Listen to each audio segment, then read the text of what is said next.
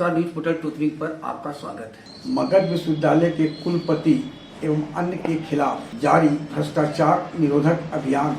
में अब मामला राज्य सरकार बनाम राजभवन हो चुका है। राज्यपाल के प्रधान सचिव रॉबर्ट एल चोंगथू ने भ्रष्टाचार निवारण अधिनियम 1988 यथा संशोधित 2018 के सेक्शन 17A में उल्लिखित प्रावधानों का अक्षरशः अनुपालन सुनिश्चित किए जाने को लेकर मुख्य सचिव को पत्र लिखा है। प्रधान सचिव रॉबर्ट एल चोंगथू ने अपने 25 जनवरी को दिए गए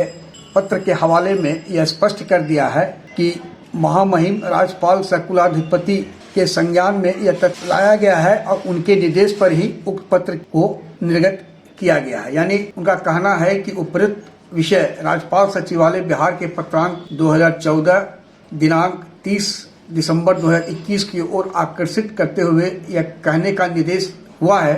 कि महामहिम राज्यपाल सह कुलाधिपति के संज्ञान में यह तथ्य लाया गया है कि उक्त पत्र में की गई अपेक्षा के अनुसार भ्रष्टाचार निवारण अधिनियम 1988 यथा संशोधित 2018 के सेक्शन 17A में उल्लिखित प्रावधानों का अक्षरशः अनुपालन नहीं किया जा रहा है। यानी प्रधान सचिव का पत्र यह स्पष्ट यह संकेत दे रहा है कि राज्यपाल एसबीयू की कार्रवाई से संतुष्ट नहीं है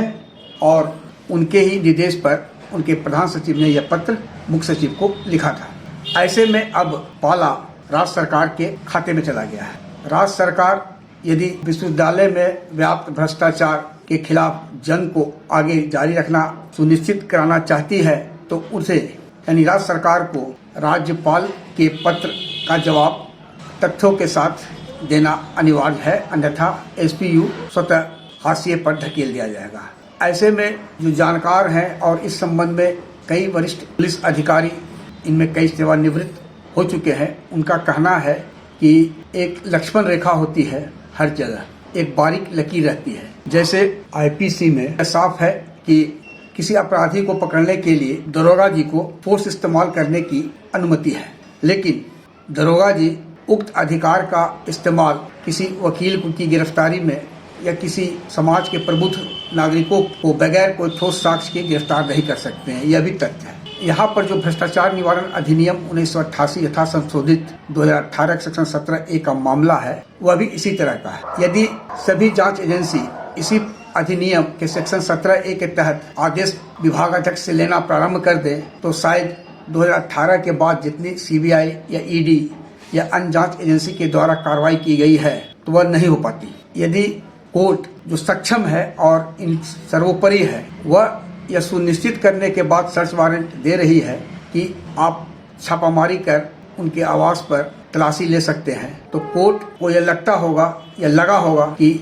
एसबीयू की जो प्रार्थना है या जो आयोग जो प्रे कर रहे हैं उसमें दम है, तथ्य है, तभी कोर्ट ने आदेश दिया होगा। यह सही भी निकला कि विशेष निगरानी अदालत पटना इस सर्च वारंट के आधार पर मगध विश्वविद्यालय के कुलपति प्रोफेसर डॉक्टर राजेंद्र प्रसाद के आवास पर जब छापामारी की गई तो 2 करोड़ की संपत्ति मिली, जिसमें 95 लाख रुपया नगद, भारतीय मुद्रा, विदेशी मुद्रा के अलावे जेवरात शामिल है। इस बात की पुष्टि एसबीयू के सूत्र भी करते हैं कि 2 करोड़ रुपए की लागत से संबंधित संपत्ति जिसमें नगद, विदेशी मुद्रा और जेवर शामिल है बरामद किया गया छापामारी के दौरान। अब जो हालात है उसमें यह तय है कि राज्य सरकार राज्यपाल के पास अपने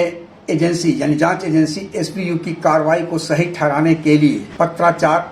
निश्चित तौर पर करेगी। यदि राज्य सरकार यानी नीतीश कुमार की सरकार को मगध विश्वविद्यालय सहित अन्य विश्वविद्यालयों में व्याप्त भ्रष्टाचार के खिलाफ जारी जंग को आगे बढ़ाने रखने की रणनीति रही है तो यहाँ पर प्रश्न तो है, यदि राज्य सरकार राज्यपाल को इस संबंध में पत्र लिखकर अपना पक्ष नहीं रखेगी तो यह तय मान के चलिए कि एसबीयू को पंगु बनाने के लिए जो राज्यपाल के प्रधान सचिव का पत्र है वह काफी है। लेकिन अदालत सर्वोपरि है, यह भी तय है और एसबीयू भी विश्वविद्यालय के कुलपति को भविष्य में नोटिस देकर बुला भी सकती है, क्योंकि अब तक का जो संजोग रहा है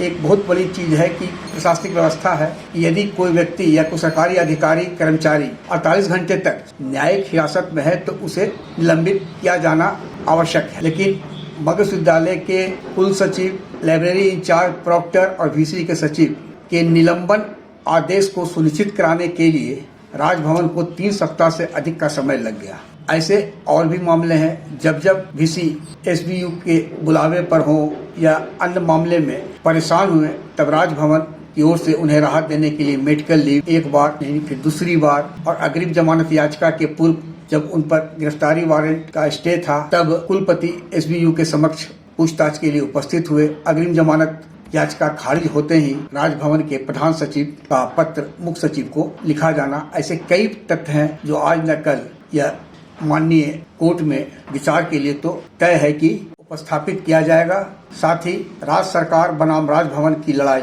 अब क्या रंग लाती है, यह तो भविष्य ही बताएगा। आग्रह है कि इस वीडियो के लिंक को लाइक सब्सक्राइब करें। धन्यवाद, नमस्कार।